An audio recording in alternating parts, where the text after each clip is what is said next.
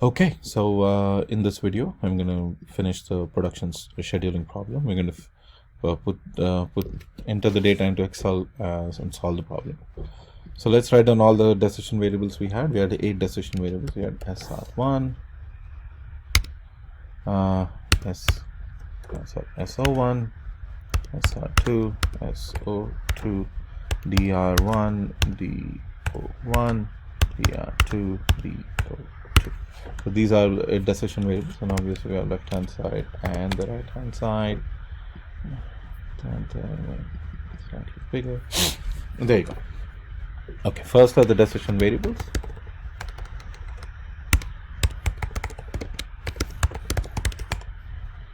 So these are our 8 decision variables right here. As usual, I'm gonna color them. And the objective. Oh wait, I completely forgot the two.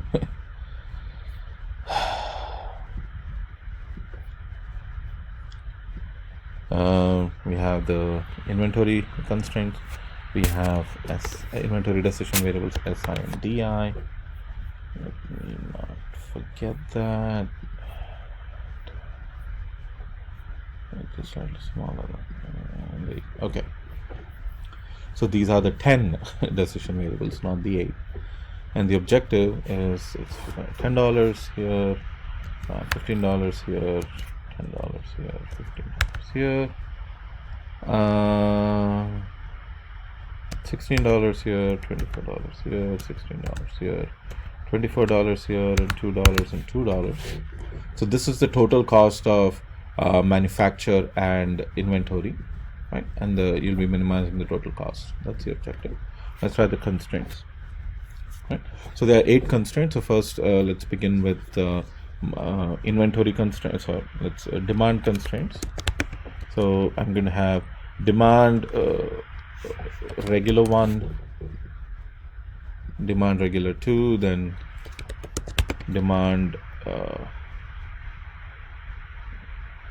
deluxe 1, and demand deluxe 2. So those are the constraints that we're going to have. So if you look at the 4 constraints, so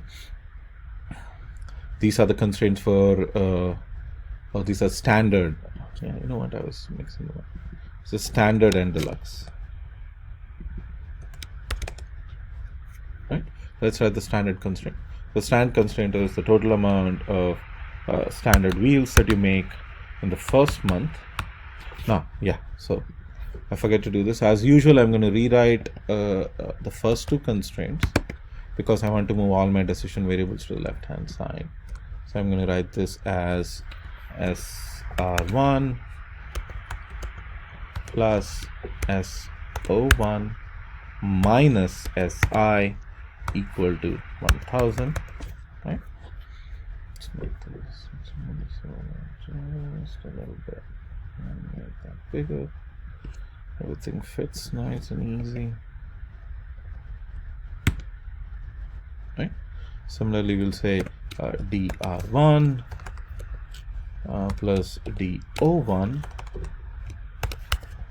right, minus DI equal to 1250. So that's how I'm going to rewrite the first 2 constraints, and that's how I'm going to put them here. So SR1 plus SO1 minus SI equal to 1000. Similarly, DR1 plus DO1 minus DI. Wait a second.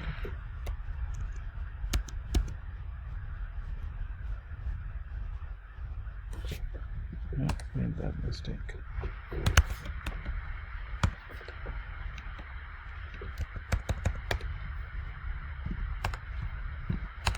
Okay.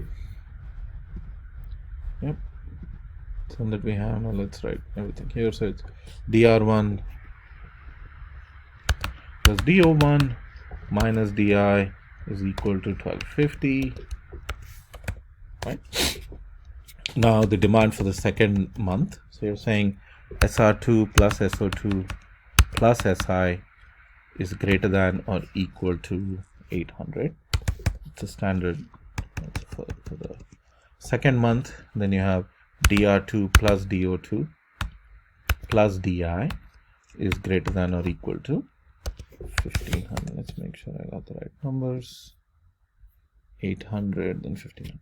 So DR2 plus DO2 plus DI, right? Now let's write the time constraints.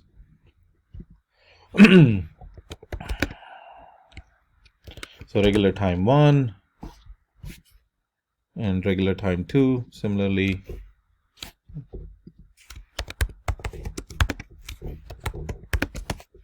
So regular time 1 and regular time 2, and then overtime 1 and overtime 2. So that's 4 constraints. Let's write the regular time constraints first. So it's 0.5. I think, yeah, 0.5 times 0.6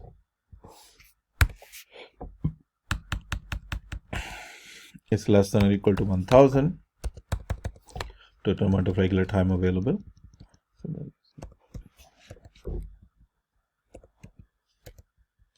No. So you're writing the regular time constraints first. So that's going to be 0.5 here, 0.6 here is less than or equal to 1000. So the 2 regular time constraints over the 2 months. Similarly, 2 overtime constraints.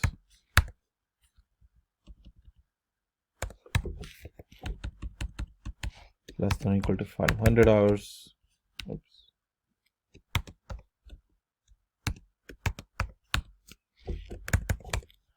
Similarly,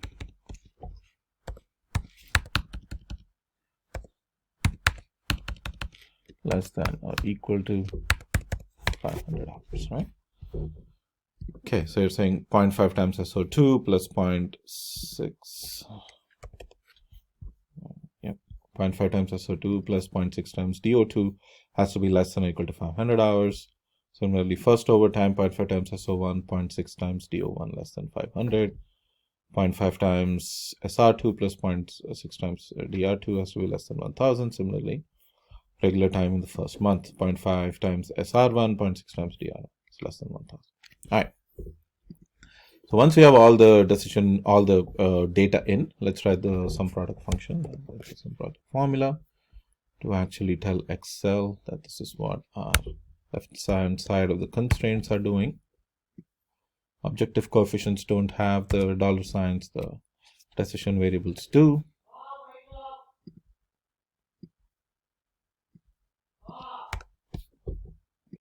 Right?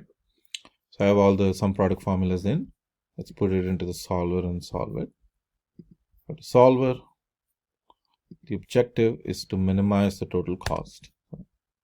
Minimize total cost. The decision variables are all of the decision variables here. And change this to LP and add our constraints. So I'm going to write the equal to constraints first. So the left hand side of the equal to constraints should be equal to the right hand side of the equal to constraints. Click add. Then the greater than or equal to constraints, so 2 greater, left hand side of 2 greater than or equal to constraints has to be greater than or equal to the right hand side of the 2 greater than or equal to constraints.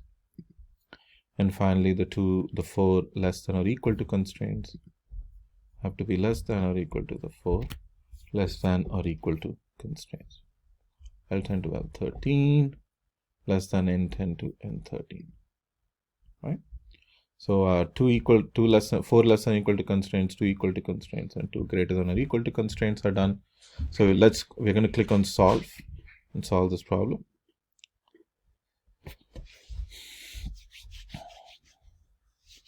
Wait a couple of seconds. And there you go.